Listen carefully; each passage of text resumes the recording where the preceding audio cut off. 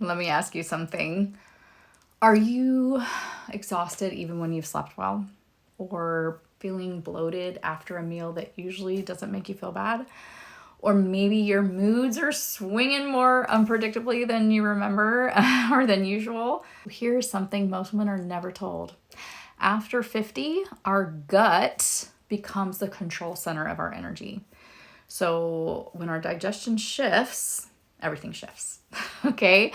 And today we are talking about gut health, energy, vibrant living, and how our digestive health is the true foundation of vitality in midlife. And I promise, cross my heart, this is not about restriction. It's definitely not about being on a diet. It's about rebuilding in the years when our body is changing so much. So why does gut health matter after 50? Well, as we're moving through perimenopause and menopause, our estrogen is in a major decline. Shoom! And estrogen plays such a vital, big role in our digestive health, in the microbiome diversity in our gut, in inflammation, in our mood stability. So when our hormones shift, as they do in midlife, our gut feels it. So many women don't realize, or we just haven't been told, 70% of our immune system lives in our gut. And 95% of serotonin is produced in the gut. Serotonin is that feel-good hormone that acts like a messenger to regulate our mood, our sleep, our digestion, our sexual function, our appetite. 95%. So our gut bacteria influences our energy and how we extract from food the energy that we have. So if you're feeling sluggish, foggy, inflamed, bloated, anxious, it's not just aging. It's your gut asking for some love and attention. And the fabulous, beautiful news is the gut is really incredibly responsive. So you can do something small and you start seeing improvement in days, not months. So we're going to talk about some healthy habits to help your gut. So the first one is build a microbiome meal once a day. That sounds really overwhelming, but if you do nothing else, just start here. Super simple. Once a day, I want you to build a meal around diversity because our guts thrive on plant variety. So research shows that people who eat like 30 or more plants, different plant foods a week, have a more diverse, resilient microbiome. And you don't need to panic. I know that sounds like a lot, but it's not. It's really not that complicated. So I want you to think about making yourself a bowl. And in that bowl, you might have some leafy greens like spinach, maybe some roasted sweet potato. You could have a little bit of lentils or quinoa, drizzle of olive oil, pumpkin seeds, some fermented food, maybe like a sauerkraut, some herbs. Already that's 8 or 10 plants in one meal.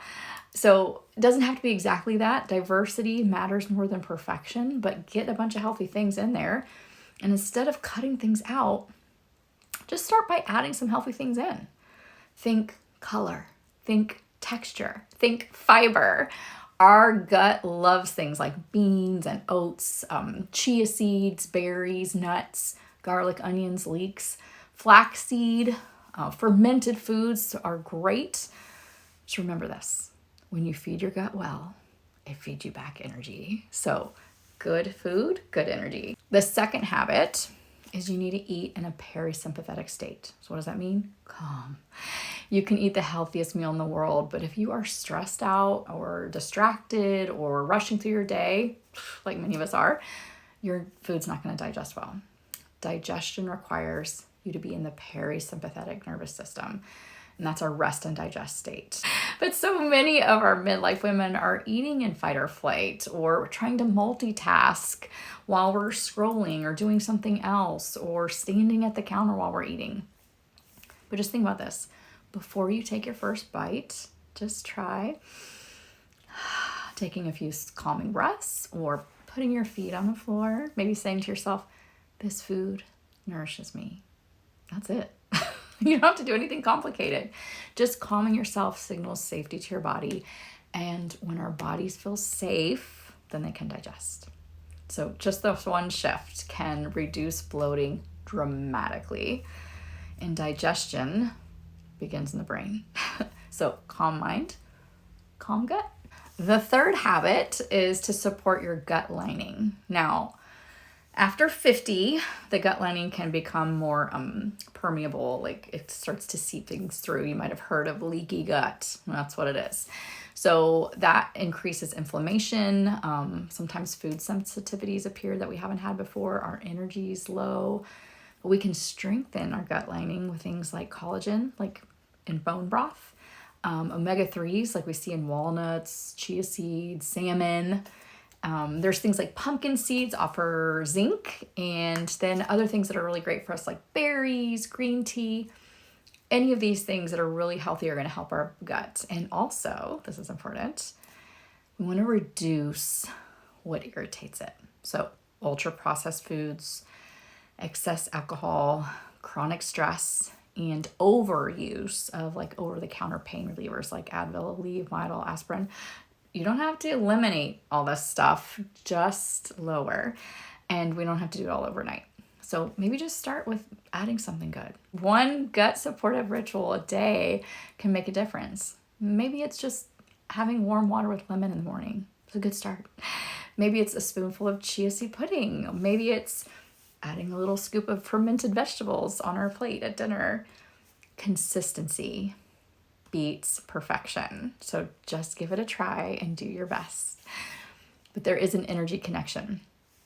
When we can improve our gut health, women are reporting over and over again, less crashes in the afternoon, clearer thinking, better sleep, and more stabilized moods, and reduced sugar cravings. So all huge wins. Because when we have stable blood sugar and balanced bacteria, then we have steady energy. So vibrant living after 50, it is not about pushing harder. It's just about absorbing better. So what does that mean? Absorbing nutrients, absorbing rest, absorbing joy, just taking time to love ourselves enough to give it something a little bit better. And your gut is the gateway. Let me ask you, are you feeding your gut or are you fighting it? Midlife is not a decline, but it is definitely a time for recalibration. As our hormones are going up all over the place, our body needs help. And it's wiser, our body's wiser, but it needs different support than it did in our 30s. So when you nourish your gut the way it wants, you're not just improving your digestion. You are reclaiming your life, your vitality, your health, your wellness, your everything. It's definitely worth it. Just remember the 3 gut health habits. If you remember nothing else from today, just remember these. So the first one was build that microbiome diverse meal. Get all those healthy things in there, okay? Eat in a calm, parasympathetic state. And last, support your gut lining with consistency. Small shifts equal big impact. You don't have to be perfect. Just give it a try and add some goodness to your life to feel better and definitely live better. And if this resonated with you, I want to invite you to check out my Substack. I wrote an article, When Doctors Didn't Have Answers, I Became My Own Experiment. That's the title. But in the article, I share my own trials, tribulations, what worked, what didn't work, and what finally helped me regain my health naturally. So if this video resonates with you, please share it with another woman who deserves to feel better. Not just fine, but good. Fabulous even, right? Because thriving after 50 is not about surviving midlife. It's about living well, on purpose, living better, wishing you wellness, wishing you joy, wishing you a healthy gut, and definitely wishing you to live better.